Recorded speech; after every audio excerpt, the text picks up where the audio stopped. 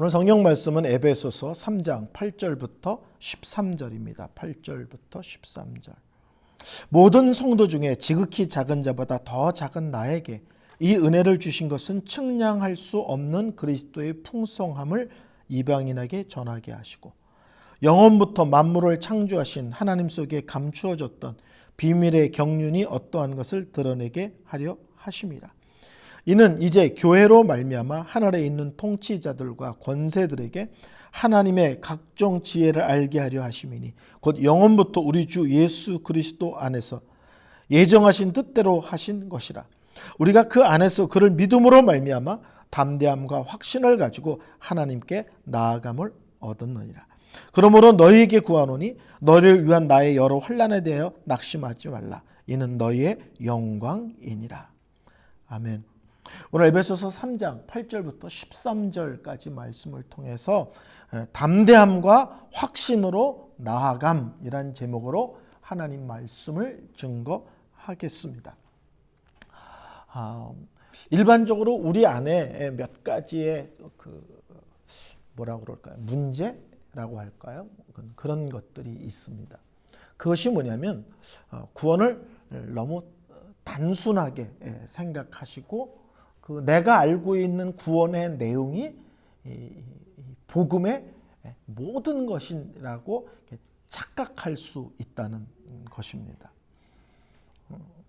제가 한국에 있을 때 아주 맛있는 커피를 이렇게 파는 그 카페에서 주일 저녁에 목사님 3가정을 초대해서 그 주에 들어왔던 귀한 커피를 이렇게 대접하는 그런 시간들을 갖고 이렇게 교제를 한 적이 있습니다. 한면은 카페 주인이 커피를 주면서 이 커피를 마시면 3가지의 과일 맛이 나는데 그것을 알아맞혀 보십시오. 그러는 거예요. 커피 한 모금을 탁 먹고 나서 맛을 음미하면 3가지 과일 맛이 나는데 그것이 뭔지를 찾아내 보라는 거예요. 우리가 구원하면 너무 단순하지만 구원이라는 것도 마치 이렇게 음식으로 따지만 탁 한 모금을 이렇게 한번 배물어 먹어서 잘 음미하면 너무나 다양한 맛이 나고 있다는 사실입니다. 그래서 우리는 구원을 단순하게 설명하지만 구원을 설명하는 단어가 되게 많습니다. 개폐인 게 중생, 거듭남이라는 단어죠. 칭의, 성화, 영화, 하나님의 자녀됨, 흔히 입양이라는 단어를 쓰는데, 근데 천국 간다, 하나님과의 화목, 속죄, 구원과 관계된 단어만 해도 너무나 많습니다. 이게 뭐냐면 똑같은 구원인데 구원의 다양한 면들을 설명해 주는 거예요. 어느 때는 죄가 해결됐다는 데서 관계를, 어느 때는 하나님 관계가 회복됐다는, 또 한쪽에서는 이제 하나님 안에서 새로운 존재로 살아간다. 이런 다양한 면들을 실제로는 설명하고 있습니다.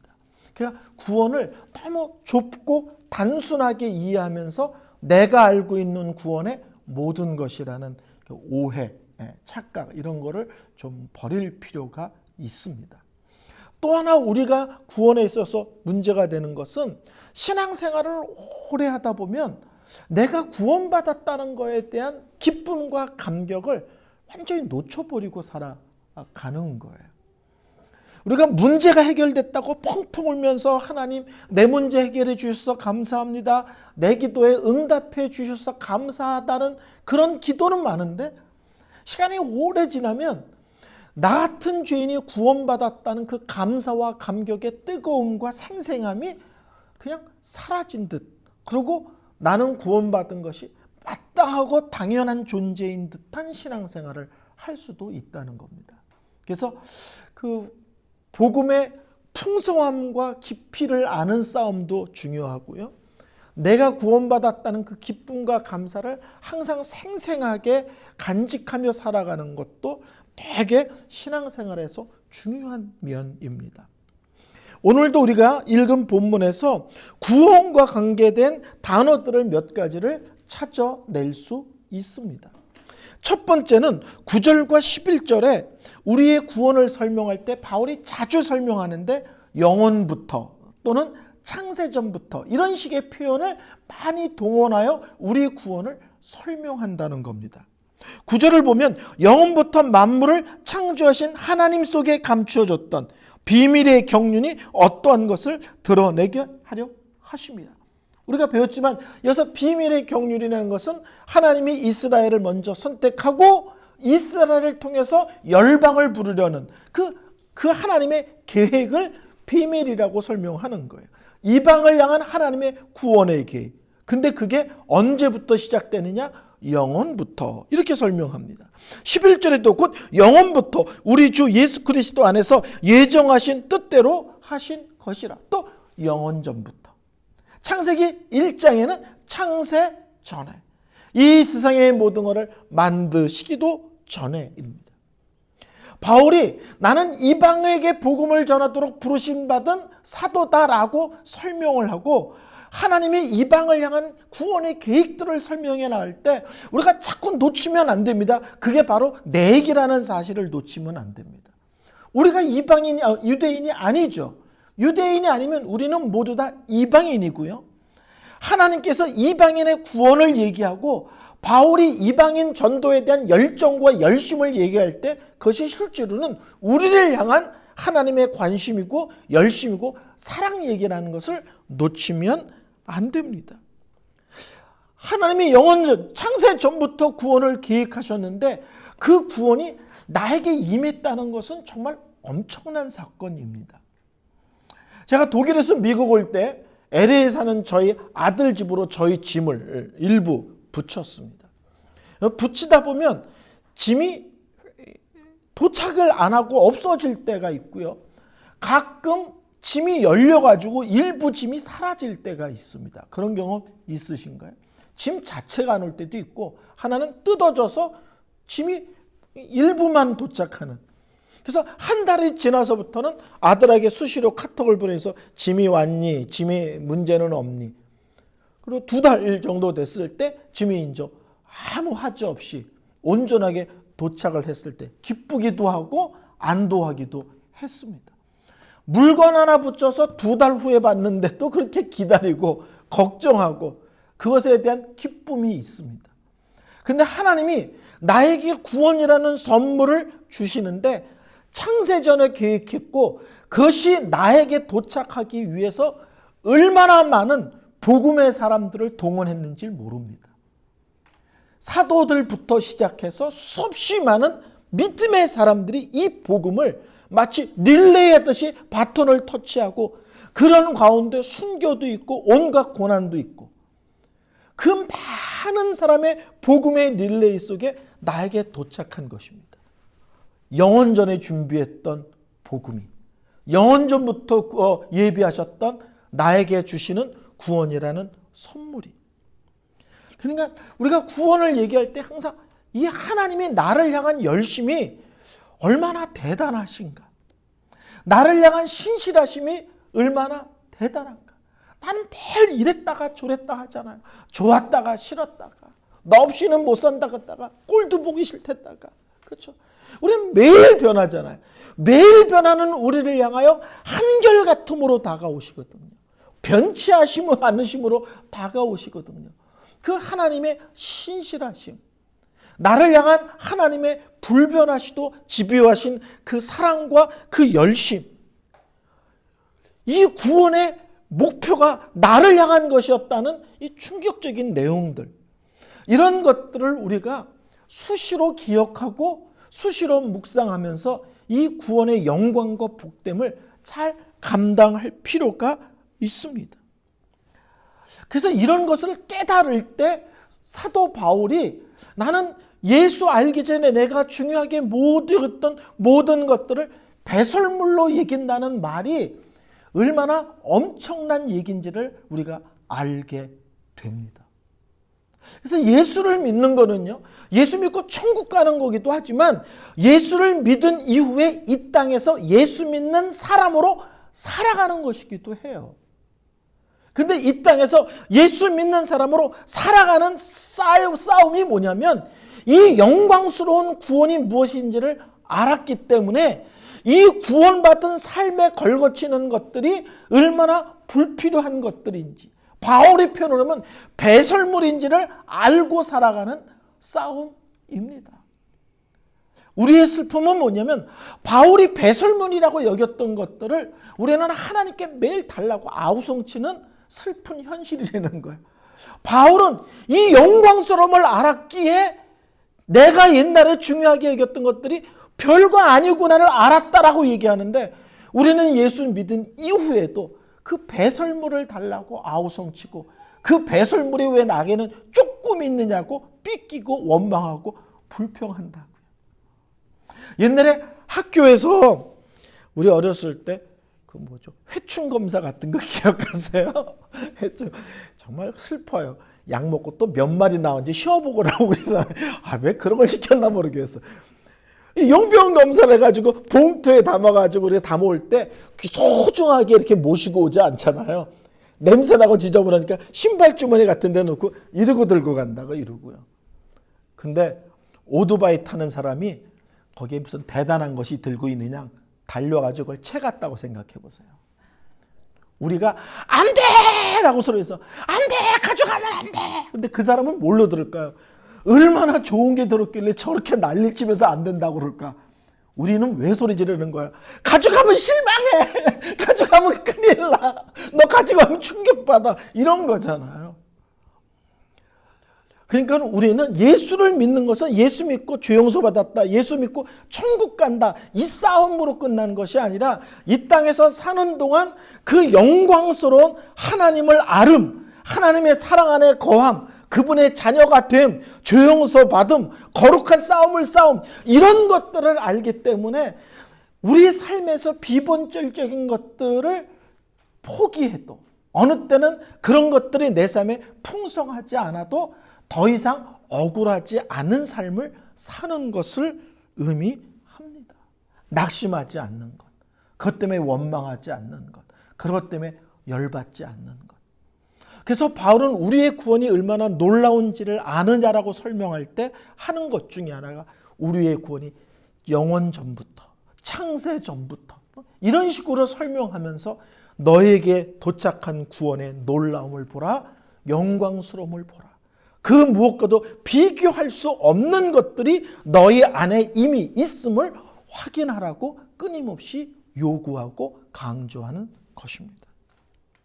두 번째는 뭐냐면 오늘 바울이 이방인에게 측량할 수 없는 그리스도의 풍성함을 전하게 하셨다, 이런 표현을 써요. 8절입니다. 모든 성도 중에 지극히 작은 자보다 더 작은 나에게 이 은혜를 주신 것은 측량할 수 없는 그리스도의 풍성함을 이방인에게 전하게 하시고, 예수를 모르는 사람에게 예수 전하라고 나를 부르셨어, 이렇게 말해도 되잖아요. 예수 모르는 사람에게 예수 전하라고 나를 부르셨어, 이렇게 해도 되는데 바울은 아주 의미심장한 표현을 씁니다. 측량할 수 없는 그리스도의 풍성. 여기서 측량할 수 없는 것은 호수나 바다같이 너무 깊어가지고 감히 깊이를 헤아릴 수 없는 그런 것들을 표현하는 거예요. 그리스도를 믿는다는 것, 그리고 그리스도 안에서 되어진 일들은 측량할 수 없는 그 풍성함의 내용을 지니고 있다. 간단하게 한두 마디로 설명하거나 그렇게 간단한 한두 마디로 우리가 우리의 신앙의 내용을 이렇게 다 말할 수 있는, 그것이 모든 것이냐 할 수 있는 것이 아니라는 겁니다. 근데 성도 여러분 잘 생각해 보세요. 바울이 이방인에게 측량할 수 없는 그리스도의 풍성함을 전한다라고 얘기를 하는데, 잘 돌아보면 그 측량할 수 없는 그리스도의 풍성을 먼저 맛보고 누린 사람이 누구냐면 사도 바울입니다. 그렇죠? 예수 믿는 사람을 죽이고 핍박하는 일에 가장 앞장섰었어요. 근데 그런 자에게 부활의 주님이 먼저 찾아오세요. 그리고 먼저 그 이름을 불러주세요. 그리고 그런 인간을 있는 그대로 받아주세요. 그리고 후원을 시키세요. 그리고 어마어마한 사명을 주세요. 그리고 그 사명을 감당할 수 있는 능력과 은혜를 또 부어주세요. 그러니까 바울이 측량할 수 없는 그리스도의 풍성을 이방인에게 증거되도록 내가 이방인의 사도로 세움받았습니다라고 고백하지만 그 측량할 수 없는 그리스도의 풍성을 먼저 맛보고 확인하고 누린 것은 바울 자체인 거예요. 그러니까 바울이 에베소서 1장에 감옥에 있으면서 바깥에 있는 성도들에게 장장 12주를 숨도 안 쉬고 써내려갔듯이 구원의 얘기를 쏟아놓는 게 뭐예요? 자기가 받은 구원이 얼마나 놀라운지를 사람들이 알기를 원하는 겁니다. 이런 영광스러운 구원의 얘기를 너희들이 알기를 원한다. 이거를 그냥 사돈 낱말하듯 하는 것이 아니라 뜨거움으로, 간절함으로, 열정을 품고 피를 토하듯이 쏟아놓는 것입니다.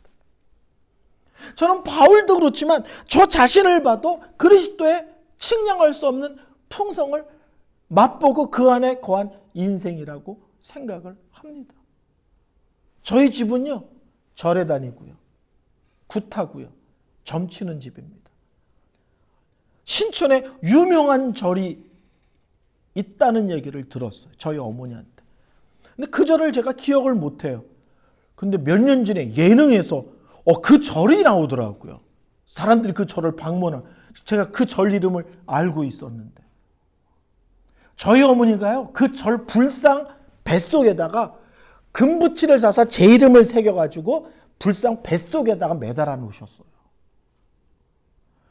점쟁이가 저희 어머니가 언제 갑자기 돌아가실지 모른다고 해서 저희 어머니가 갑자기 돌아가시면 어머니 노릇을 대를 쓰는 한 분을 하나 정해 놓으셨어요. 옛날 거를 양엄마, 시엄마라고 그러는데 저희 지역에서 유명한 용한 무당이었어요. 불상 뱃속에다가 금붙이로 이름을 써서 뱃속에다 매달아놓은 사람이 저고요. 저희 양엄마가 무당이에요. 근데 제가 예수를 믿었어요. 집안에 예수와 관계된 것이 눈꼽만큼도 없는데 그런 제가 예수를 믿고 그런 제가 목사가 되고 그런 제가 지금 거의 40년째 목회자로 살고 있어요. 제 삶을 아무리 들여다봐도 하나님과 관계되는 것은 하나도 없습니다. 근데 내가 어떤 모습으로 이런 은혜의 자리, 믿음의 자리, 구원의 자리, 하나님을 위하여 나의 삶을 드리고 바치는 자리로 가게 됐는가? 바울의 고백을 하면 측량할 수 없는 그리스도의 풍성이 나에게 허락되고 부어졌기 때문에 그렇습니다. 여러분, 우리 집은 3대째 예수를 믿어. 그렇기 때문에 내가 믿지 않습니다. 내가 5대째 예수를 믿기 때문에 내가 예수 믿는 게 아니에요. 내가 예수를 믿는 것은 나에게 임한 특별한 은혜와 하나님의 찾아오심의 역사가 있었기 때문이지 4대째, 5대째 예수를 믿기 때문에 내가 당연히 믿는 것이 아닙니다. 우리 모두는 그리스도의 풍성한 그 측량할 수 없는 은혜로 부르심을 받았고 그 안에 거하는 것입니다. 저는 30살 때인가요? 31살 때인가? GPTI라는 단체에서 훈련을 받았습니다. 전문인 선교사 훈련원이라는 단체인데 막 세워져서 제가 이제 1기로 받았습니다. 저희 동기의 대부분이 어디로 가냐면 다는 아니지만 대부분이 연변 과기대 교수로 갔습니다. 그러니까 전문인 선교라는 것은 선교사를 받아들이지 않는 곳에 쉽게 말하면 신분을 위장해서 들어가는 선교사들이에요. 옛날엔 주로 공산권과 모슬렘 지역에 그런 선교사들을 보냈습니다. 저는 신학 공부를 되게 오래 했습니다. 신학 공부를 진짜 오래 했거든요. 근데 저는 신학 공부를 하면서 신학생들이 강의 듣다가 펑펑 울고 이런 거 본 적 없어요. 조는 사람도 많이 봤고 딴짓하는 사람도 많이 봤지만 신학생들이 강의 듣다가 막 펑펑 울고 이런 거 본 적 없어요. 근데 선교사 훈련 받을 때는요, 매 시간 정말 눈물 흘리는 사람들이 너무 많았어요. 왜 그럴까?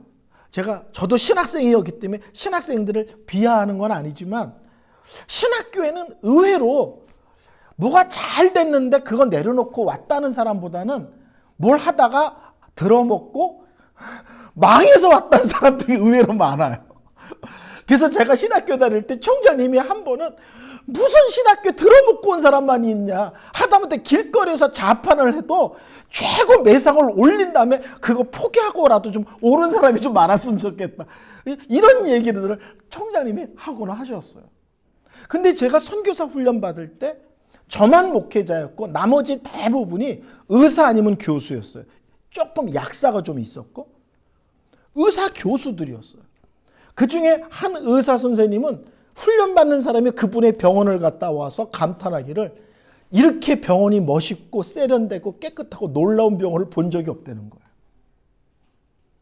근데 그분들이 교수 자리든 의사 자리든 그걸 다 내려놓고 선교사를 가는 거예요. 그들이 선교사 훈련을 받으면서 펑펑 우는 것은 예수 잘못 만나가지고 이거 다 내려놓게 생겼다고 우는 것이 아니라 그거를 다 내려놔도 될 정도의 더 영광스러움과 놀람과 귀함이 무엇인지를 나는 알았다, 이 얘기죠. 이걸 다 내려놔도 더 영광스러운 것이 무엇인지를 알았다. 그래서 예수를 믿는 것은요, 초라해지는 것이 아닙니다. 예수를 믿는 것은 이 세상 사람들이 감히 생각할 수 없는 것들을 우리는 알았고 보았고 맛봤고 누렸고 그 안에 사는 것을 의미합니다. 그들이 중요하게 여기는 것을 우리는 내려놓을 수 있고요. 그 사람들이 목숨 거는 것에 대해서 우리는 관심 갖지 않아도 얼마든지 다른 차원의 멋있는 삶이 있음을 아는 싸움이에요.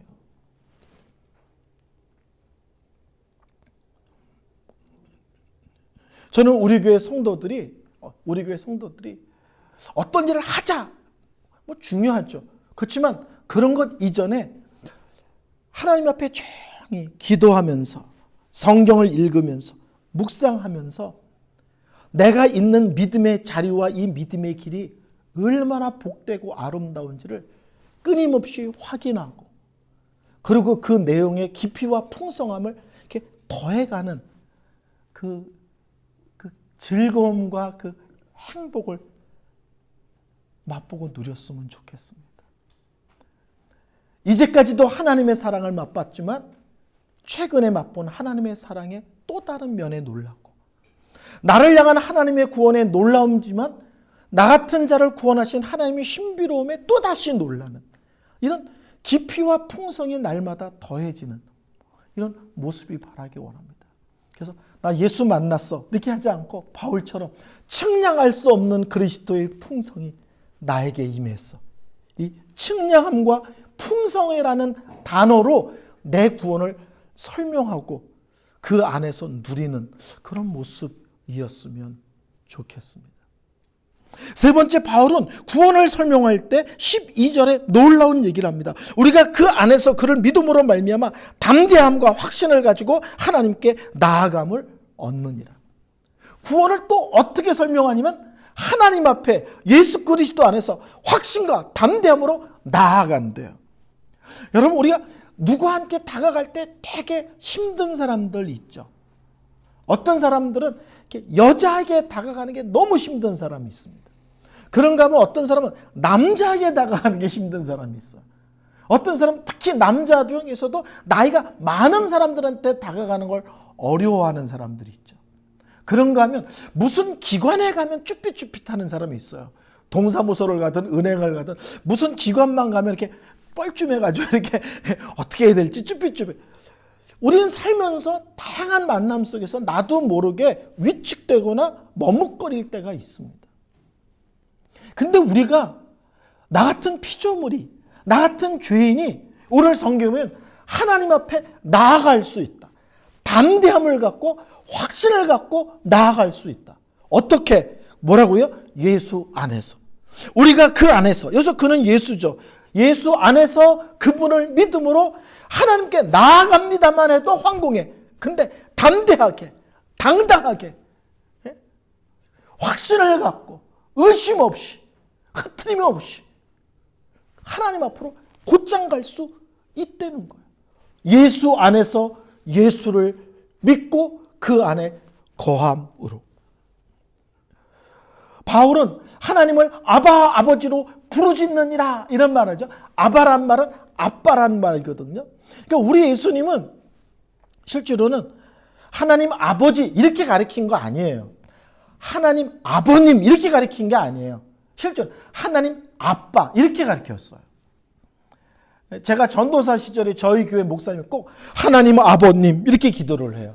그때마다 속으로 제가 아싸리 그냥 아바마바라고 해라. 아바마바로 내가 속으로 하나님은 그렇게 하나님 아버님을 높인다고 높이는 게 아니라 하나님은 하나님과 우리가 아빠라고 말할 정도의 사랑의 친밀감이 있는 존재라는 것을 말씀하고 계세요. 예수 그리스도 안에서 너희가 감히 하나님을 하나님이라고 불러도 놀라운데 하나님을 아바마바라고 불러도 놀라운데 하나님을 감히 아빠라고 불러라. 홍길동 전 아십니까? 아버님을 아버님이라 부르지 못하고 형님을 형님으로 부르지 못하는 이 홍길동의 비애. 근데 우리는 하나님을 향하여 아빠라고 부르짖어라. 담대하게 아빠! 힘들 때, 괴로울 때, 답답할 때, 사방이 막힌 것 같을 때, 내가 벼랑 끝에 쓴 것 같이 느낄 때 하나님을 향하여 어떻게 하라고요? 아빠! 나 힘들어요. 어려워요. 도와줘요. 손 좀 잡아주세요. 여기서 건져주세요. 길을 내주세요. 하나님을 아버지라고 아빠라고 부르며 부르짖을 수 있다는 거예요. 여기서 담대함이라는 것은 어떤 것도 이렇게 걸거치는 게 없는 거야. 매이는 게 없는 거야. 그냥 그래서 하나님 앞에 쑥 나갈 수 있는 걸 담대함이라고 얘기합니다. 예? 여기서 나아감이라는 것은 신분증이 있다는 걸 얘기해요. 무슨 신분증? 예수라는 신분증, 십자가라는 신분증, 보혈이라는 신분증. 그것을 갖고 하나님 앞에 망설임 없이 막히고 걸거치는 것도 없이 그냥 하나님 앞에 은혜의 보좌 앞으로 아빠 나예요. 그리고 꽂짝 촥 들어갈 수 있다는 거예요. 근데 그 밑에 확신하라는 얘기를 해요. 어떤 경우라도 의심 없이, 흔들림 없이. 가끔 미국 방송에서 그런 거 보죠. 백악관 대통령실에서 대통령의 어린아이들이 막 뛰어놀고 숨바꼭질하고 책상 밑에 들어가서 놀고 이런 거 보시죠. 그렇죠? 혹시 여러분 이런 거 생각하지 않으세요? 에이, 하나님이 나 같은 사람 기도를 들어주실까? 혹시 이런 생각 들지 않으세요? 가끔 문득. 여러분이 그리스도 안에 있고 여러분의 하나님의 자녀라면 하나님은 우리의 기도를 분명히 들으십니다. 하나님이 바쁘신데 나 같은 사람 만나 주실까? 아니요. 우리가 하나님의 자녀이면 하나님은 언제나 우리를 만나 주시고 말씀하여 주시고 우리의 아픔과 연약함을 어루만져 주시는 하나님이십니다. 바울은 얘기합니다. 구원을 다른 말로 하면 뭐냐? 예수 그리스도라는 신분증을 갖고 담대함과 확신을 갖고 하나님 보좌 앞으로 그냥 쑥 들어가는 거야. 망설임도 없이, 걸거치는 것도 없이, 누가 시비 거는 것도 없이. 설교를 결론 내리겠습니다. 우리의 구원을 또 다시 한번 우리가 기억했으면 좋겠습니다. 창세전부터 계획하며 준비했던 그 구원이 하나님의 열심과 나 같은 자를 구원하기 위하여 수천 수만의 사람을 동원하시어 그 복음이 나에게 도착하게 하셨다. 나 같은 죄인이 구원받았다는 것을 다른 말로 하면 측량할 수 없는 그리스도의 풍성이 나에게 임한 것이고 내가 그 안에 거하는 것이다. 또 다른 면에서 구원을 설명한다면 예수라는 십자가라는 복음을 신분증 삼아서 언제든지 하나님을 아빠라고 부르면서 담대함과 당당함으로 그리고 확신을 갖고 하나님 앞으로 나아갈 수 있는 것. 하나님께 부르짖을 수 있는 것. 하나님께 손 내밀 수 있는 인생이 된 것이다. 이번 한 주도 세상에 무엇이 있느냐 없느냐 자꾸 여기에 연연하지 마시고 이 세상 한복판에서 이런 영광스러운 복된 사람으로 나를 불러내시고 그런 삶을 살게 하신 그 놀라움에 좀 초점을 맞추고 한 주를 승리하시는 모습들 되시기를 바랍니다. 찬양 드리겠습니다.